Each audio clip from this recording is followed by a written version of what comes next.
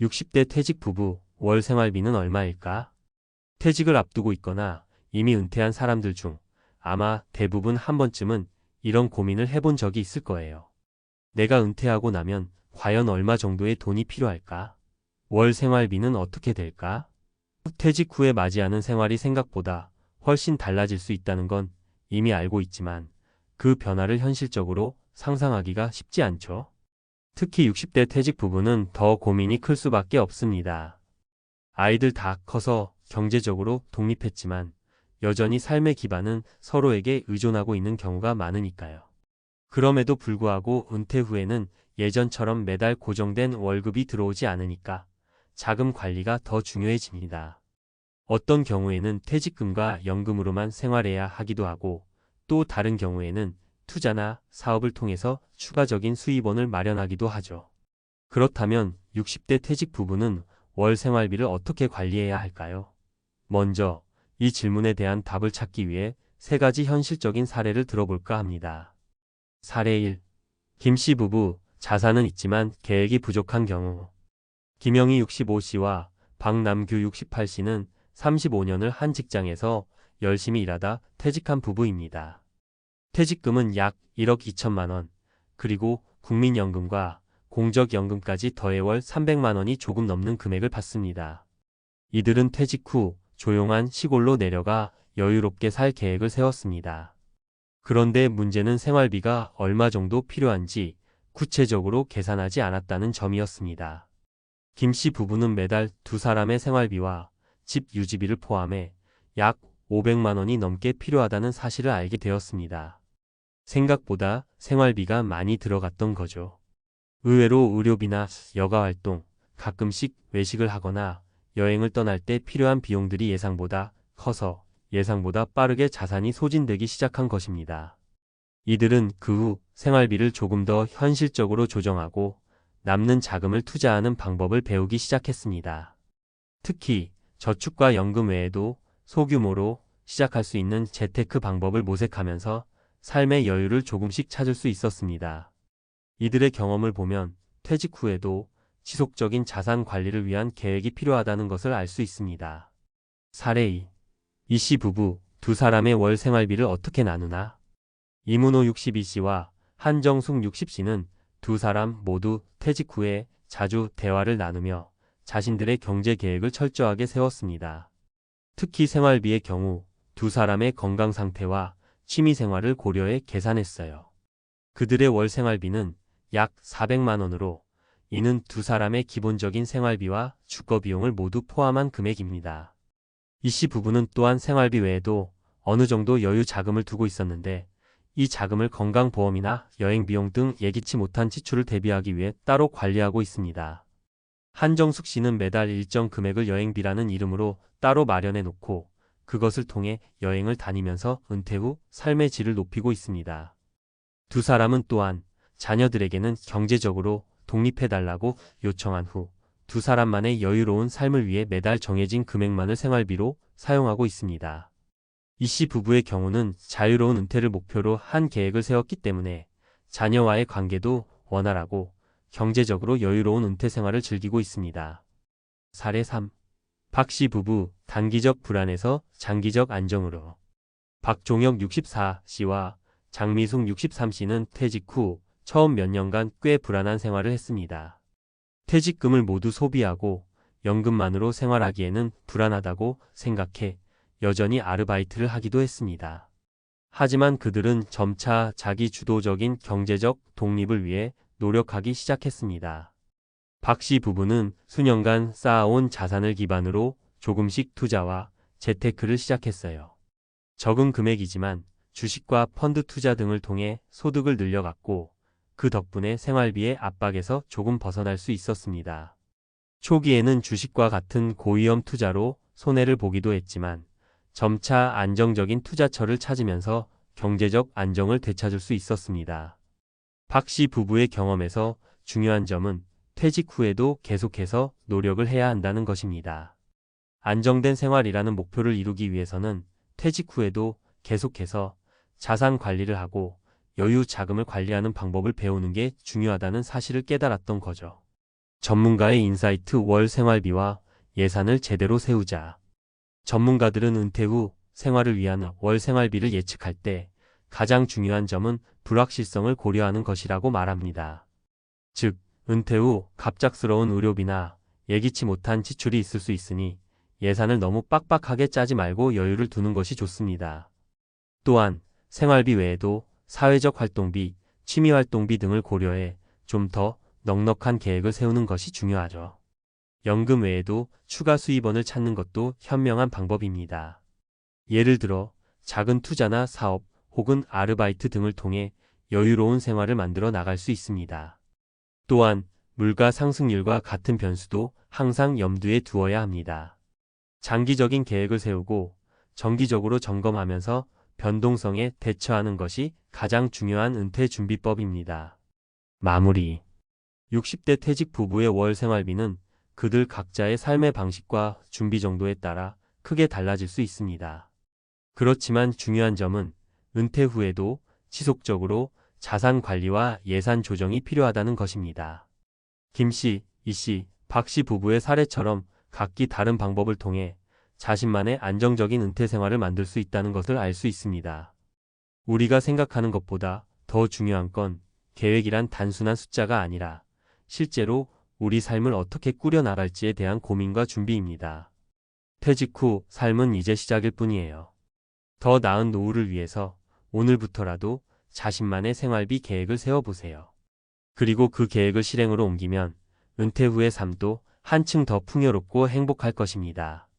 퇴직 후 생활비를 관리하는 일은 단순히 월급이 없다 보니 불안해하는 차원에서 끝나지 않습니다. 은퇴 후에도 안정된 삶을 영위하기 위해서는 철저한 준비가 필요하고, 준비가 잘 된 사람들은 실제로 더 즐겁고 여유로운 노후를 즐기고 있습니다. 그렇다면 퇴직 후 생활비를 어떻게 관리할 수 있을까요? 전문가적인 시각에서 보다 구체적으로 말씀드려 보겠습니다. 1. 월 생활비 계산 꼭 현실적으로. 우리는 흔히 퇴직 후 월 200만 원 정도면 충분하겠지라고 생각할 수 있습니다. 하지만 현실은 다릅니다. 한 달 생활비를 계산할 때는 단순한 식비나 주거비만이 아니라 다양한 지출 항목을 모두 고려해야 합니다. 예를 들어 의료비나 예기치 않은 상황에 대비한 비용도 빠짐없이 체크해야 하죠. 전문가 팁. 퇴직 후에는 생활비 항목을 세밀하게 나누어 예산을 짜는 것이 중요합니다. 우선 필수적인 항목 주거비, 식비, 교통비 등을 정리하고 그 외에 선택적인 항목 여가비, 여행비, 취미활동비 등을 구분하여 예상 비용을 구체적으로 산정합니다. 그리고 이를 바탕으로 예상 월 생활비를 도출해내고 그 금액을 현재 가지고 있는 자산과 비교합니다. 예를 들어 예상 월 생활비가 500만 원이라면 퇴직금, 연금, 투자, 자산 등이 이를 충분히 커버할 수 있는지 체크하는 것입니다. 2. 추가 수입원 확보 투자와 알바로 보완하기. 퇴직 후에는 연금 외에도 추가적인 수입원이 필요합니다. 예를 들어 자산을 현금화하지 않고도 추가적인 수입을 창출할 수 있는 방법은 많습니다. 대표적인 것이 주식, 펀드와 같은 투자입니다. 물론 투자에는 위험이 따르지만 잘만 활용하면 상당히 안정적인 수익을 올릴 수 있습니다. 전문가 팁. 투자는 한 번에 큰 돈을 벌기 위한 것이 아니라 장기적인 안정을 위해 꾸준히 하여 수익을 올리는 것이 중요합니다. 예를 들어 매달 적립식으로 투자하는 방법 소액이라도 정기적으로 투자한 은퇴 후 생활비 보충에 큰 도움이 됩니다. 처음 시작할 때는 위험이 적은 채권형 펀드나 상장 지수 펀드 ETF로 시작해 보세요. 주식은 높은 수익을 기대할 수 있지만 변동성이 크기 때문에 주의가 필요합니다. 또 다른 방법은 아르바이트나 프리랜서로 소소한 수입을 올리는 것입니다. 은퇴 후에 시간이 많아지면 예전 직업 경험을 살려 프리랜서 일을 하거나 취미를 통해 부업을 하는 것도 좋은 방법입니다. 예를 들어 강사, 번역가, 컨설팅 등의 일을 통해 충분히 수익을 올릴 수 있습니다. 3. 건강관리와 의료비 대책. 퇴직 후에는 건강이 중요한 이슈가 됩니다.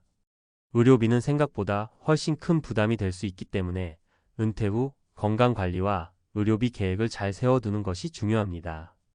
병원비나 약값 등이 지속적으로 발생할 수 있기 때문에 그에 대비할 수 있는 방법을 미리 준비해야 합니다. 전문가 팁. 건강보험 외에도 실손보험이나 장기요양보험을 추가로 가입하는 것도 좋은 방법입니다. 특히 60대 이상이라면 장기요양보험은 노후에 큰 도움이 될 수 있습니다.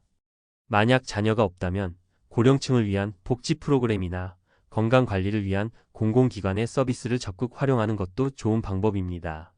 4. 여유 자금을 어떻게 운용할 것인가? 퇴직 후에는 일자리와 고정 수입이 없어지기 때문에 가진 자산을 잘 운용하는 것이 중요합니다. 은퇴를 하더라도 자산을 그대로 두고 방치하는 것보다는 재테크를 통해 자산을 불려나가는 것이 유리합니다. 자산 운용을 잘하면 퇴직 후에도 여유롭게 생활할 수 있습니다. 전문가 팁. 기본적으로 자산의 6070%는 안정적인 투자처에 두고 나머지 금액은 적당한 리스크를 감수하며 투자할 수 있는 방법을 찾아보세요. 예를 들어 상장 지수펀드 ETF나 부동산 투자는 안정적이고 수익을 올릴 수 있는 좋은 방법입니다. 주식은 변동성이 크지만 장기적으로 보면 안정적인 수익을 올릴 수 있는 가능성도 있습니다. 다만 주식의 경우 반드시 분산 투자를 해야 리스크를 줄일 수 있습니다. 또한 부동산에 투자하는 경우 소액으로 투자할 수 있는 부동산 리츠 REITs와 같은 상품도 고려해 볼 만합니다. 부동산은 고정 자산이기 때문에 값이 오를 가능성도 있지만 현금 흐름이 일정하지 않기 때문에 소액으로 분산 투자하는 것이 좋은 선택이 될 수 있습니다. 5. 실질적인 절약 방법과 지출 통제. 퇴직 후에는 소득이 고정적이지 않기 때문에 지출을 통제하는 것이 무엇보다 중요합니다. 특히 매달 고정 비용을 줄이는 것이 큰 도움이 됩니다. 집을 사지 않았다면 전세나 월세로 이사하는 것도 좋은 선택이 될 수 있습니다. 주거비를 아끼는 방법은 생각보다 중요한 재정적 전략이 될 수 있습니다. 전문가 팁. 가장 큰 지출 항목인 주거비와 식비를 줄이는 것이 우선입니다. 만약 집이 이미 있다면 고정된 대출금을 상환하면서 추가적인 비용을 절약할 수 있는 방법을 고민해 보세요. 예를 들어 집에서 자주 쓰는 전기세나 수도세를 아끼는 방법도 중요합니다. 요즘은 에너지 절약형 가전제품을 많이 사용하므로 가전제품을 새로 구매할 때는 효율성을 고려하는 것도 좋은 방법입니다. 또한 식비는 조금만 신경 써도 상당히 줄일 수 있습니다. 외식보다는 집에서 식사를 해결하는 것이 더 비용을 절감할 수 있고 구매할 때도 할인 상품이나 제철 재료를 활용하는 것이 좋습니다. 온라인 쇼핑이나 정기 구독 서비스를 통해 할인 혜택을 누리는 방법도 생활비를 줄이는 좋은 방법입니다.